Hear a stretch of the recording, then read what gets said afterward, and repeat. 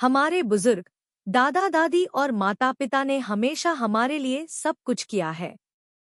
अब वक्त आ गया है कि हम उनके लिए कुछ करें।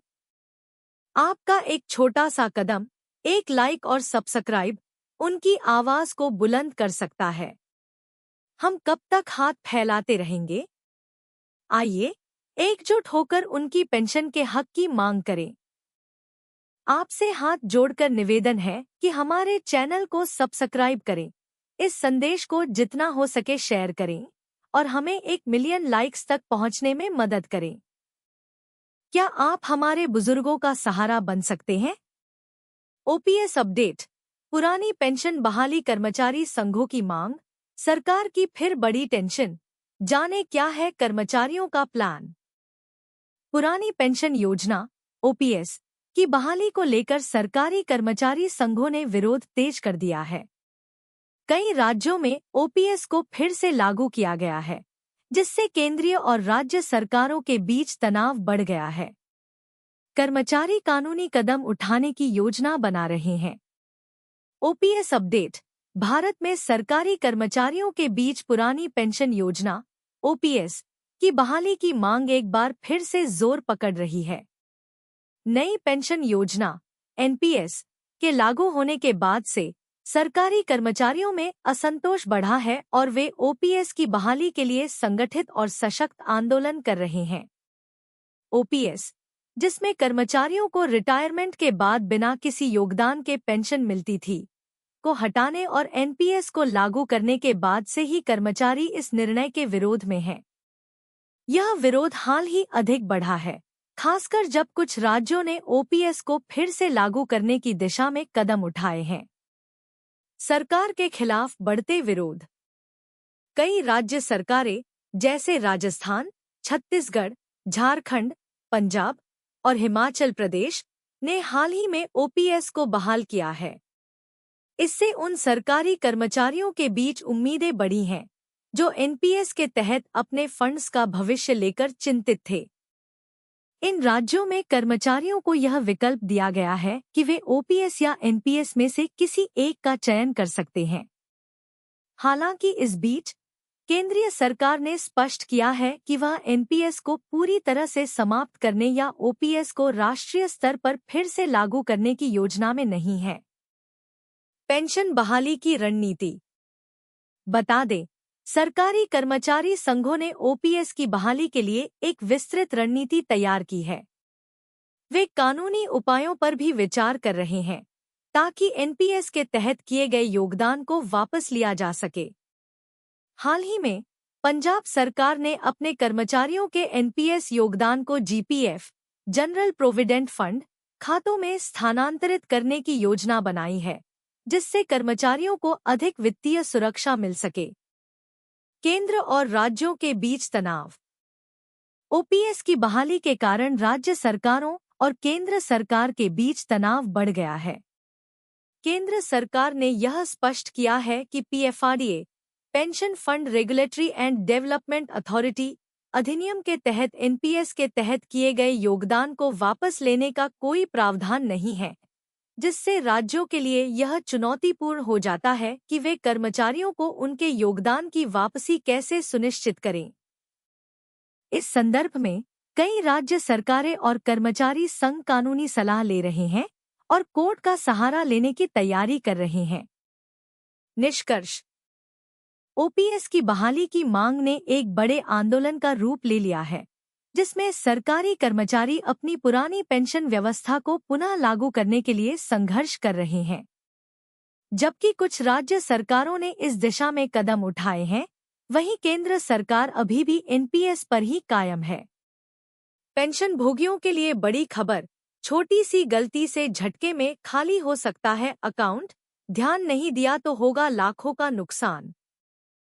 साइबर अपराधियों ने पेंशन भोगियों को ठगने के लिए नई रणनीति अपनाई है, जिसमें इनकम टैक्स रिफंड के नाम से धोखाधड़ी की जा रही है। सरकार ने ऐसे मैसेजेस से सावधान रहने की चेतावनी जारी की है। पेंशन भोगियों के साथ साइबर ठगी के मामले बढ़ते जा रहे हैं, जिसमें धोखाधड़ी करने वाले नए नए तरीके अपना रहे हैं।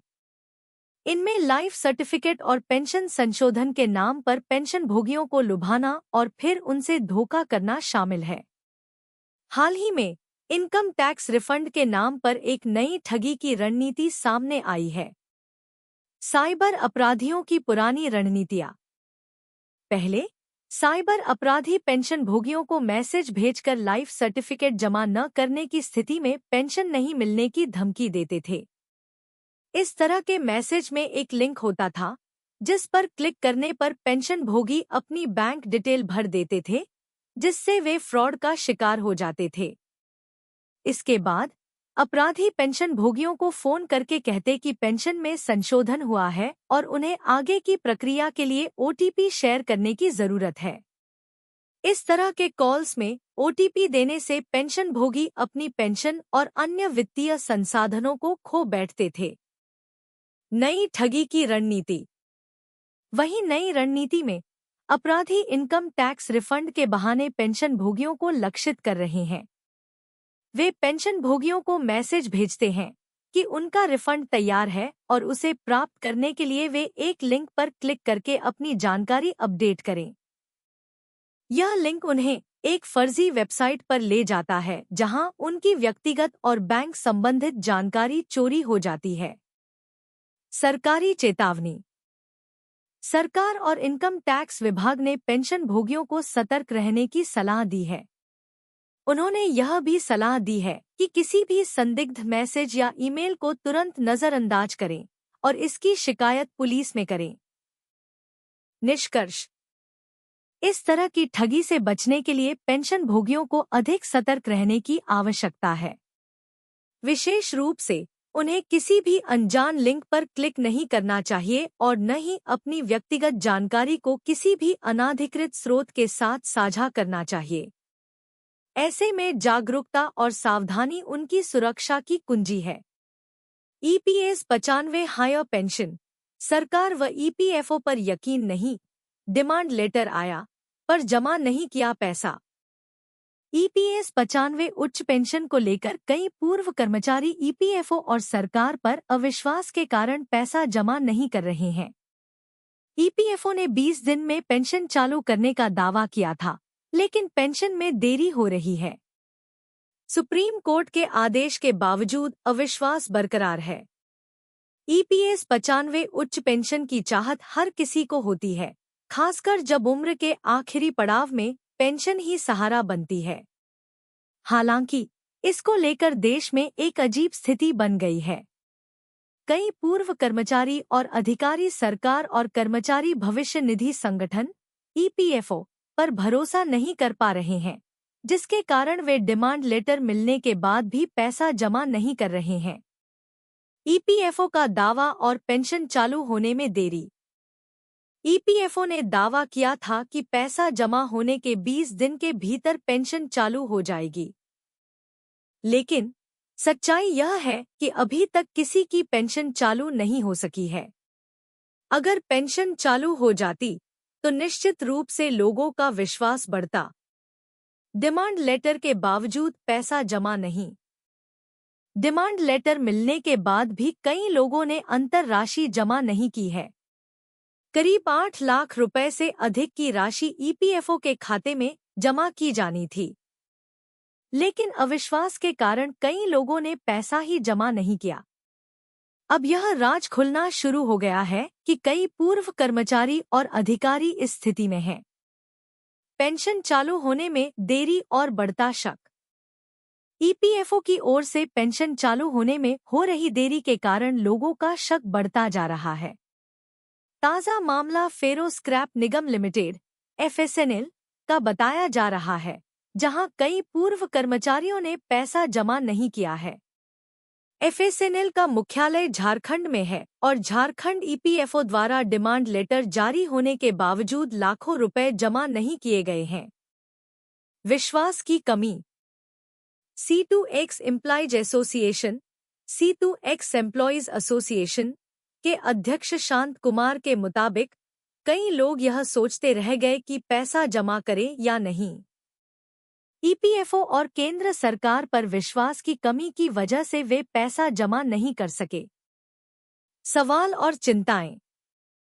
अब लोग खुलकर पूछ रहे हैं कि ईपीएफओ ने पैसा तो ले लिया है, पेंशन चालू करेगा या नहीं। हालांकि सच्चाई यह है कि पेंशन चालू होने में लेटलतीफी हो सकती है, लेकिन पेंशन मिलने में कोई संशय नहीं है।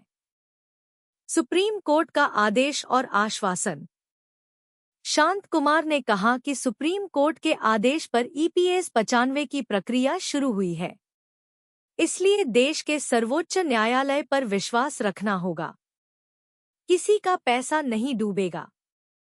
सरकार और ईपीएफओ पॉलिसी में कुछ बदलाव कर सकते हैं, लेकिन पेंशन न देने का कोई सवाल ही नहीं उठता है। ईपीएस 95 उच्च पेंशन को लेकर पूर्व कर्मचारियों और अधिकारियों के मन में अविश्वास का माहौल बना हुआ है। हालांकि सुप्रीम कोर्ट के आदेश और ईपीएफओ की नीतियों के तहत पेंशन मिलने में कोई संशय नहीं है। सरकार और ईपीएफओ को इस अविश्वास को दूर करने के लिए प्रभावी कदम उठाने की जरूरत है, ताकि पेंशन भोगियों को उनका हक मिल सके और वे सम्मान के साथ अपने जीवन का निर्वाह कर सकें।